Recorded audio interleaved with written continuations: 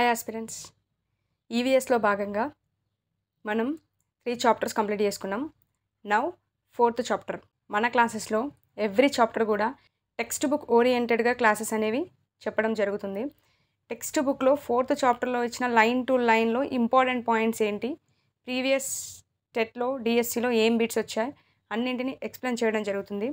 So video అనేది end వరకు చూడండి, కాన్సెప్ట్ అండర్స్టాండ్ చేసుకోండి. చేసుకున్న తర్వాత ఒకసారి టెక్స్ట్ బుక్ ఓపెన్ చేసి చదవండి, క్లారిటీ వచ్చేస్తుంది. అయితే ఈవీఎస్ 4th చాప్టర్లో మనకి ఏమేమి ఇంపార్టెంట్ పాయింట్స్ ఇచ్చిండు అనేది చూద్దాం. ఈ 4th చాప్టర్ అనేది మోస్ట్ ఇంపార్టెంట్ టాపిక్. దీంట్లో నుంచి ప్రీవియస్లో నెంబర్ ఆఫ్ బిట్స్ పడినాయి. నేను ఇప్పుడు ఈ చాప్టర్ చెప్పిన తర్వాత ఒకసారి ప్రీవియస్ పేపర్స్ అన్నీ మీరు కూడా అనాలిసిస్ చేయండి. చేస్తే ఏమేమి బిట్స్ పడ్డాయో అనేది మీకే ఒక క్లారిటీ వస్తుంది. ఓకే, స్టార్ట్ చేద్దాం టాపిక్. 4th చాప్టర్ నేమ్ వచ్చేసి పౌష్టికాహారం. అయితే మనకి చాప్టర్లో 4 కాన్సెప్ట్స్ ఇచ్చాడు. వాటి గురించి మనం డీటెయిల్గా నేర్చుకోవాలి. డీటెయిల్గా నేర్చుకున్నప్పుడే బిట్ ఎలా ఫ్రేమ్ చేసినా కానీ మనం ఆన్సర్ చేయగలుగుతాం. అవేంటో చూడండి. అయితే మనకి చాప్టర్లో కార్బోహైడ్రేట్స్, ప్రోటీన్స్, విటమిన్స్, ఖనిజ లవణాలు వీటి గురించి ఈ చాప్టర్ మొత్తం ఉంటుంది. వీటి గురించి డీటెయిల్గా నేర్చుకోవాలి. అంటే ప్రతి ఒక్కటి ఏ విధంగా యూజ్ అవుతుంది అనేది ప్రతి ఒక్కటి డీటెయిల్గా నేర్చుకోవాలి. అలా నేర్చుకున్నప్పుడే దీంట్లో నుంచి వచ్చిన బిట్కి మనం ఆన్సర్ చేయగలుగుతాం. సో నేను ప్రతి దాన్ని తీసుకొని ఎక్స్ప్లెయిన్ చేస్తాను. తర్వాత ప్రీవియస్లో ఏమేమి బిట్స్ పడ్డాయో కూడా చెప్తాను చూడండి. ఫస్ట్ కార్బోహైడ్రేట్స్ తీసుకుందాం. ఈ కార్బోహైడ్రేట్స్ చూసినట్లయితే కార్బోహైడ్రేట్స్కి మరో పేరు ఉంది. కార్బోహైడ్రేట్స్కి మరో పేరు పిండి పదార్థాలు. ఈ నేమ్ చాలా ఇంపార్టెంట్, గుర్తుపెట్టుకోవాలి. కార్బోహైడ్రేట్స్నే పిండి పదార్థాలు అని కూడా అంటారు. అయితే ఈ కార్బోహైడ్రేట్స్ అనేవి అసలు దేనికి ఉపయోగపడతాయి అంటే మన శరీరానికి శక్తినిచ్చే పదార్థాలు. గుర్తుపెట్టుకోవాలి, కార్బోహైడ్రేట్స్ అనేవి మన శరీరానికి శక్తినిచ్చే పదార్థాలు. అయితే ఇవి వేటిలో ఎక్కువగా లభిస్తాయి అని చూసినట్లయితే చిరుధాన్యాల్లో మనకి కార్బోహైడ్రేట్స్ అనేవి ఎక్కువగా లభిస్తాయి. కార్బోహైడ్రేట్స్ అనేవి శరీరానికి శక్తినిచ్చే పదార్థాలు. ఇవి మనకి ఎక్కువ పరిమాణంలో చిరుధాన్యాల్లో లభిస్తాయి. చిరుధాన్యాల్లోనే కాకుండా ఇంకా వేటిలో లభిస్తాయి కార్బోహైడ్రేట్స్ అని చూసినట్లయితే వరిలో లభిస్తాయి, గోధుమ, జొన్న, మొక్కజొన్న, నెక్స్ట్ తైదలు అంటే రాగులండి, సజ్జలు, సామలు, కొర్రలు. గుర్తుపెట్టుకోండి, చిరుధాన్యాల్లో అధికంగా లభిస్తాయని చెప్పిన. చిరుధాన్యాలు అంటేనే మనకి తైదలు, సజ్జలు, సామలు, కొర్రలు అనేవి చిరుధాన్యాలు. ఇవందరికీ తెలిసినవి. సో ఈ 4తో మనకి ఏం ప్రాబ్లం లేదు. చిరుధాన్యాల్లోనే కాకుండా ఇంకా వేటిలో లభిస్తాయి కార్బోహైడ్రేట్ అంటే వరి, గోధుమ, జొన్న, మొక్కజొన్నల్లో కూడా మనకి కార్బోహైడ్రేట్స్ అనేవి లభిస్తాయి. అయితే ఇక్కడిచ్చిన పదార్థాల్లో మన కార్బోహైడ్రేట్స్ మాత్రమే ఉంటాయి, ఇంకా వేరే ఏమైనా ఉంటాయంటే కార్బోహైడ్రేట్స్తో పాటు ప్రోటీన్స్ ఉంటాయి, విటమిన్స్ ఉంటాయి, ఖనిజ లవణాలు కూడా ఉంటాయి. కానీ ఇవన్నీ ఏంటంటే కొంచెం తక్కువ పరిమాణంలో ఉంటాయి. వీటిలో ఈ కార్బోహైడ్రేట్స్ అనేవి కొద్దిగా ఎక్కువ పరిమాణంలో ఉంటాయి. అత్యధిక పరిమాణంలో ఉండేది మాత్రం చిరుధాన్యాల్లోనే మన కార్బోహైడ్రేట్ అనేది అత్యధిక పరిమాణంలో ఉంటుంది. క్లియర్? దీని గురించి క్లియర్. అయితే శరీరానికి శక్తినిచ్చే పదార్థాలు ఇవేనా, ఇవి మాత్రమేనా, ఇంకా అనదర్గా ఏమైనా ఉన్నాయా అని చూసినట్లయితే ఆలుగడ్డ, చక్కెర, చిలగడ దుంప ఇవి కూడా శరీరానికి శక్తినిచ్చే పదార్థాల కిందకే వస్తాయి. వీటితో పాటు వెన్న, నెయ్యి, నూనె, ఈ మూడింటిని చూస్తే మనకి ఏమనిపిస్తుంది? కొవ్వు పదార్థాలు అవి. ఈ కొవ్వు పదార్థాలు కూడా మనకి శరీరానికి శక్తినిచ్చే పదార్థాల కిందకే వస్తాయి. గుర్తుపెట్టుకోండి. అయితే ఈ శరీరానికి ఏ విధంగా శక్తినిస్తాయి ఈ 3 పదార్థాలను చూసినట్లయితే మన శరీరంలో వెన్న, నెయ్యి, నూనె అనేవి కొవ్వుల రూపంలో నిలువ ఉంటాయి. అయితే మనకి అదనపు శక్తి అవసరమైనప్పుడు ఈ కొవ్వు రూపంలో నిలువ ఉన్న శక్తి అనేది మనకి ఉపయోగపడుతుంది. ఈ విధంగా శరీరానికి శక్తినిచ్చే పదార్థాల్లో కార్బోహైడ్రేట్స్, ఆలుగడ్డ, చక్కెర, చిలగడదుంప, వెన్న, నెయ్యి, నూనె ఈ పదార్థాలు కూడా మనకి శరీరానికి శక్తినిచ్చే పదార్థాలుగా ఉపయోగపడతాయి. నెక్స్ట్ వచ్చేసి ప్రోటీన్స్. ఈ ప్రోటీన్స్కే మరో పేరు ఏంటి అంటే మాంసకృత్తులు. మోస్ట్ ఇంపార్టెంట్, ప్రోటీన్స్కే మరో పేరు మాంసకృత్తులు. ప్రోటీన్స్ అనేవి పెరుగుదలకు ఉపయోగపడతాయి. అయితే కార్బోహైడ్రేట్స్ అనేవి చిరుధాన్యాల్లో అధికంగా ఉంటే ప్రోటీన్స్ అనేవి పప్పు ధాన్యాల్లో అధికంగా ఉంటాయి. మోస్ట్ ఇంపార్టెంట్ గుర్తుపెట్టుకోవాలి. ఓకే. ప్రోటీన్స్ అనేవి అంటే మాంసకృత్తులు అనేవి పెరుగుదలకు ఉపయోగపడతాయి. ఇవి వచ్చేసి పప్పు ధాన్యాల్లో అధికంగా ఉంటాయి. ఈ పప్పు ధాన్యాల్లో అధికంగా ఉంటాయి. పప్పు ధాన్యాలు అంటే ఏంటి అని చూసినట్లయితే పప్పులంటే ఏమేమి పప్పులొస్తాయి? శనగపప్పు కావచ్చు, పెసరపప్పు, మినపప్పు, కందులు ఇవన్నీ పప్పులే కదా! సో, శనగలు, పెసర్లు, మినుములు, కందులు వీటితో పాటు మనం గుర్తుపెట్టుకోవాల్సింది బఠానీ, నెక్స్ట్ చిక్కుడు. మోస్ట్ ఇంపార్టెంట్ ఈ 2 పాయింట్స్. బఠానీ, చిక్కుడు. వీ చిక్కుడు మరియు పాలు, గుడ్లు, చేపలు, మాంసం. వీటిలో ప్రోటీన్స్ అనేవి అధికంగా ఉంటాయి. గుర్తుపెట్టుకోండి. పప్పు ధాన్యాల్లో ఉంటాయి. పప్పు ధాన్యాలంటే పప్పులంటే ఏమేమిటో తెలుసుగా? శనగలు, పెసర్లు, మినుములు, కందులు ఇవన్నీ పప్పు ధాన్యాల కిందకే వస్తాయి. ఇంకా ప్రోటీన్స్ దేంట్లో ఉంటాయి అంటే బఠానీలో ప్రోటీన్ ఉంటుంది, చిక్కుడులో ప్రోటీన్ ఉంటుంది, పాలు, గుడ్డు, మాంసం, చేపల్లో కూడా ప్రోటీన్స్ అనేవి ఉండడం జరుగుతుంది. క్లియర్? మన గాయమైనప్పుడు గానీ, పుండ్లైనప్పుడు గానీ వాటిని మాన్పడానికి అక్కడ కొత్త కణాలనేవి పుడతాయి.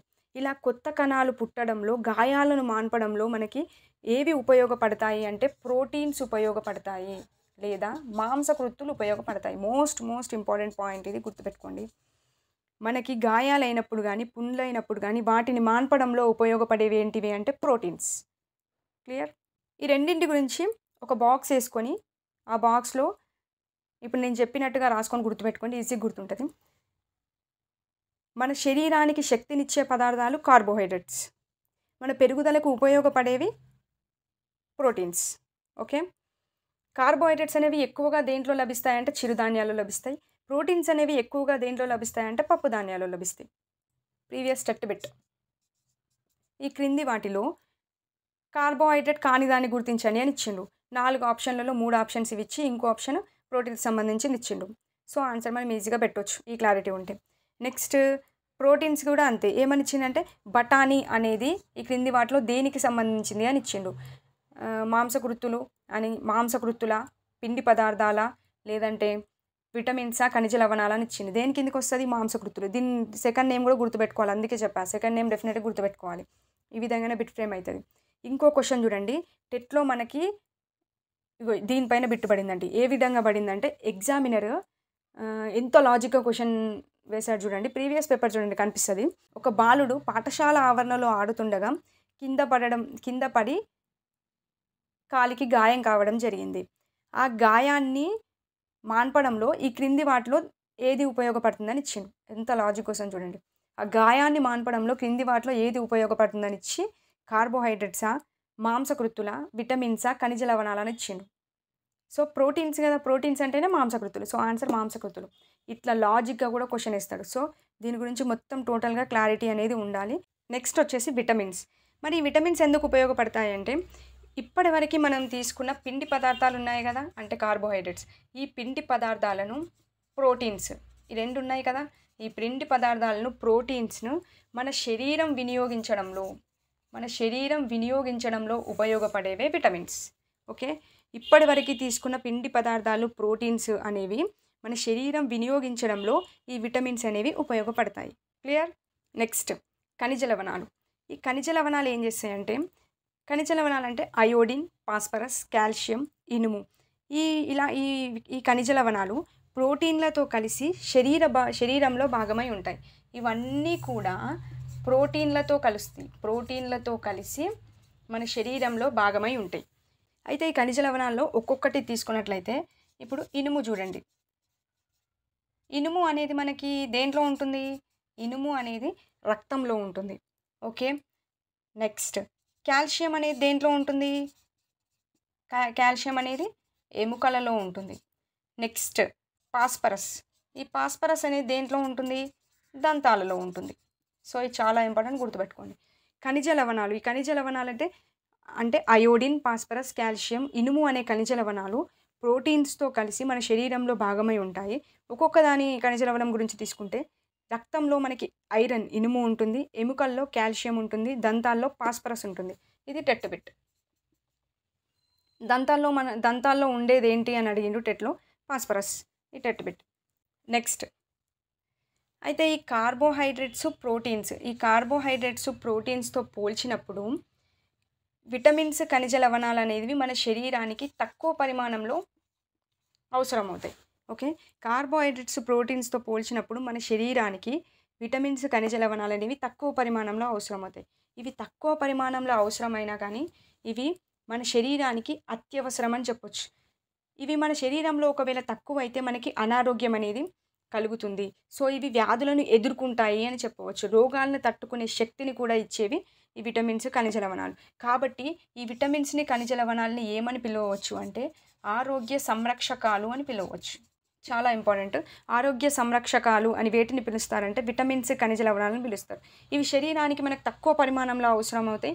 అయినా గానీ రోగ నిరోధక శక్తిని కలిగి ఉండేటివి ఏంటి అంటే విటమిన్స్, ఖనిజ లవణాలు. కాబట్టి వీటిని ఆరోగ్య సంరక్షకాలుగా పిలుస్తారు. క్లియర్? దీంట్లోనే ఒక చిన్నగా ఏమిచ్చాడు అంటే ఇదే చాప్టర్‌లో జంక్ ఫుడ్ గురించి ఇచ్చిండు. జంక్ ఫుడ్‌లో మనకి అత్యధిక క్యాలరీల్లో ఏమి లభిస్తాయి అని ఇచ్చాడు. జంక్ ఫుడ్‌లో మనకి అత్యధికంగా ఉండేవి కార్బోహైడ్రేట్స్. దీని ద్వారా ఈ జంక్ ఫుడ్ తీసుకోవడం వల్ల స్థూలకాయం, ఊబకాయం అనేది రావడం జరుగుతుంది. క్లియర్? నెక్స్ట్ ఇంపార్టెంట్ టాపిక్ టమాటా. ఇది చాలా ఇంపార్టెంట్. దీంట్లో నుంచి డిఎస్సిలో బిట్టుబడింది, టెట్‌లో కూడా బిట్టుబడింది. అది ఏ విధంగా పడిందో కూడా చెప్తాను.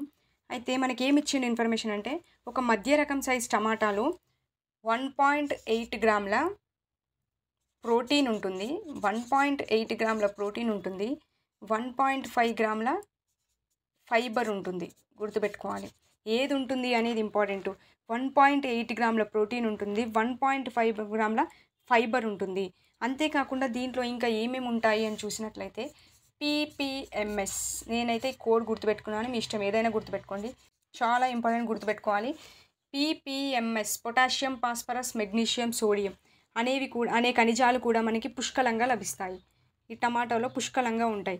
వీటితో పాటు ఇంకేమైనా విటమిన్స్ ఉంటాయా అంటే ఉంటాయి. విటమిన్ ఏ ఉంటుంది, విటమిన్ B2 ఉంటుంది, విటమిన్ B6 ఉంటుంది, విటమిన్ సి ఉంటుంది, విటమిన్ ఈ ఉంటుంది, విటమిన్ కే ఉంటుంది.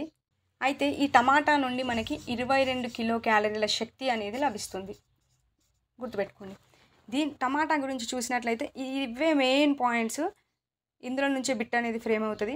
1.8 గ్రాముల ప్రోటీన్ ఉంటుంది. 1.5 గ్రాముల ఫైబర్ ఉంటుంది. అంతేకాకుండా ఏమేం ఖనిజాలు ఉంటాయి అంటే పొటాషియం, ఫాస్ఫరస్, మెగ్నీషియం, సోడియం అనే ఖనిజాలండి ఇవి. అనే ఖనిజాలు ఉంటాయి. ఏమేం విటమిన్స్ ఉంటాయంటే ఏ, B2, B6, C, E, K అనే విటమిన్స్ ఉంటాయి. దీని ద్వారా 22 కిలో క్యాలరీల శక్తి అనేది లభిస్తుంది.